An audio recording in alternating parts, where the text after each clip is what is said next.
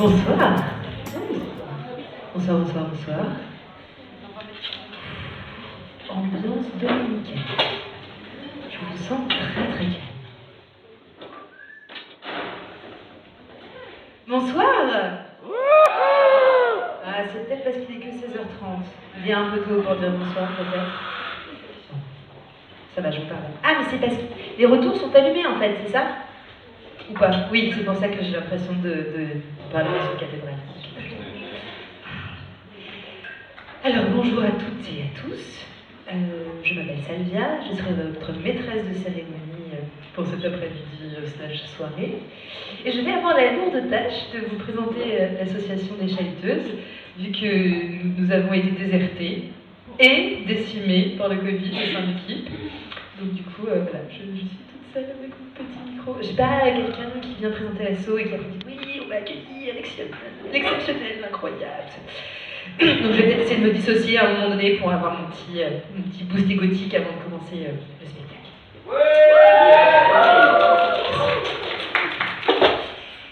Alors, les Chahutteuses, c'est une association loi 1901, on existe depuis 7 ans. Et c'est une association féministe qui a pour vocation de faire de l'éducation populaire aux sexualités au pluriel. L'idée, c'est d'accompagner à travers la publication de contenu, l'animation d'événements, l'animation d'ateliers, d'accompagner les individus à déconstruire leurs croyances limitantes, leurs préjugés, leurs préconçus autour des sexualités, avec l'idée que si les humains étaient un peu plus décontractés à ce qu'ils ont entre les gens, ça se passerait peut-être mieux dans le monde. C'est juste une hypothèse.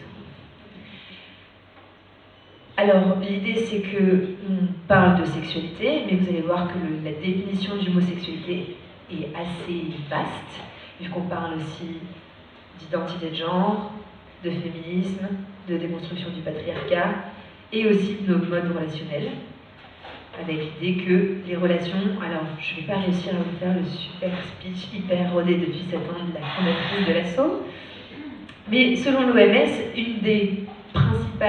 un des principaux facteurs de bonheur, c'est la qualité de nos relations. Donc la qualité de nos relations à nous-mêmes, aux autres et au monde. Donc si on est frustré avec sa culotte, potentiellement on n'est pas dans une interaction hyper saine avec les autres. Je ne sais pas ce que vous en pensez. Ça hoche la tête.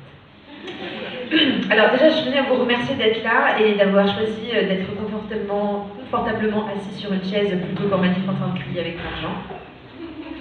Je pense que c'est aussi la raison pour laquelle on est un peu moins nombreux que d'habitude, mais c'est parfait. On va vous chouchouter. Ça va être un contexte très intimiste, encore plus que d'habitude. Alors je vais faire ma petite étude sociologique de circonstances. Qui parmi vous vient aux Chahutteuses pour la première fois? Oh my God!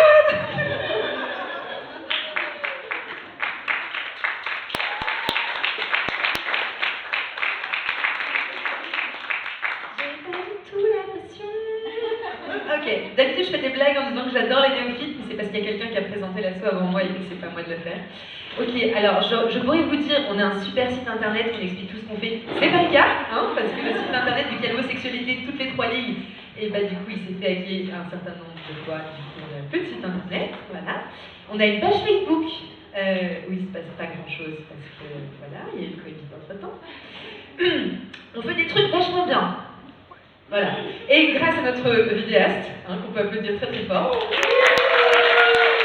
il y a des vidéos qui sortiront un jour des précédentes éditions qui vous permettront de voir aussi un peu les autres intervenants et intervenantes qui ont pu venir à Histoire de cul. D'ailleurs, je vais vous présenter Histoire de cul, hein, parce que ça au moins je maîtrise le sujet.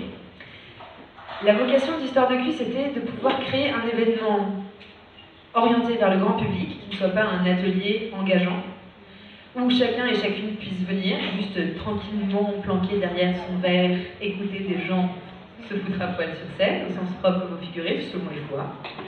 Et l'idée, c'est un mélange, ce que vous allez voir sur scène, c'est un mélange entre des intervenants, des intervenantes, des performances.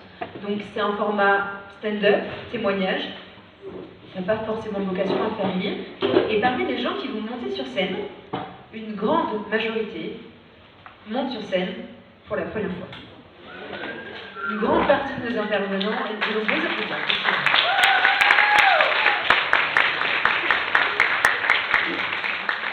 Une grande partie de nos intervenants et intervenantes sont des anonymes, sont des gens comme vous et moi, enfin, pas complètement comme vous. Faut quand même réussir à marcher en talons un dimanche. Mais en tout cas, voilà, qui sont des gens comme vous, potentiellement, et qui montent sur scène pour témoigner d'une histoire qu'ils ont vécue. C'est vraiment le prérequis qu'on pose à nos intervenants et à nos intervenantes, c'est que ça vienne d'eux et d'elles, et qu'ils vraiment viennent partager une histoire, quelque chose qui leur est arrivé, pas forcément avec l'idée de se positionner en posture de sachant, mais plus avec l'idée de voilà ce que j'ai vécu, voilà ce que j'ai appris, et potentiellement, si ça peut vous éviter des années de galère, c'est cadeau. Donc c'est voilà, c'est ça l'ADN d'Histoire de Cul, et avec l'idée aussi de mettre des éléments plus artistiques, plus sensibles, pour permettre aussi avec cette idée que la forme artistique peut venir parler, toucher les gens à un endroit autre que le cerveau, qu'on stimule déjà beaucoup trop. Et avec cette idée aussi que potentiellement, je prends souvent cet exemple, entre parler de la prostitution au sens large et écouter des discours de gens hyper véhéments qu'on voit sur les réseaux sociaux et qui ont déjà de la visibilité par la prostitution, c'est pas tout à fait la même chose que d'être face à quelqu'un qui monte sur scène et vous dit voilà, moi j'ai changé de métier pour devenir travailleuse du sexe et j'ai eu une meilleure vie. Et avec l'idée que c'est ce lien d'humanité, ce lien d'empathie qui vient de se tisser entre la scène et le public et la scène, qui permet progressivement de faire évoluer nos représentations, nos conceptions, nos idées sur le monde qui nous entoure et notamment sur nos intimités, sur la sexualité. Voilà, c'est ça qui vous attend, messieurs dames.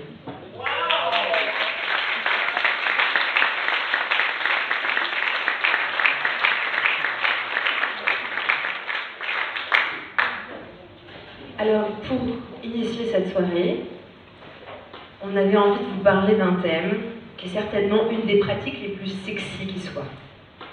Pratique qui n'est pas encore complètement démocratisée, qu'on ne rencontre pas encore complètement partout, mais qui pourtant est particulièrement appréciable une fois qu'on y a goûté.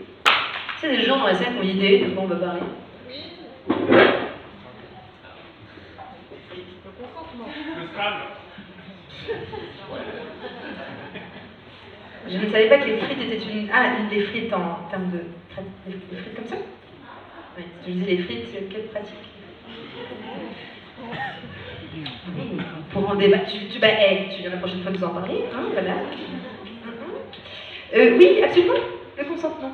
Est-ce qu'il y a des gens dans la salle qui n'ont aucune idée de ce que c'est que le consentement? Donc vous êtes très fort. Ça marche. Ok. Alors, l'idée c'est justement d'offrir un espace pour parler de ce consentement et de comment on le découvre. Alors je ne sais pas, je vois que la moyenne d'âge est quand même assez variée dans la salle. Donc je pense que pour la plupart d'entre vous, vous avez potentiellement découvert le consentement.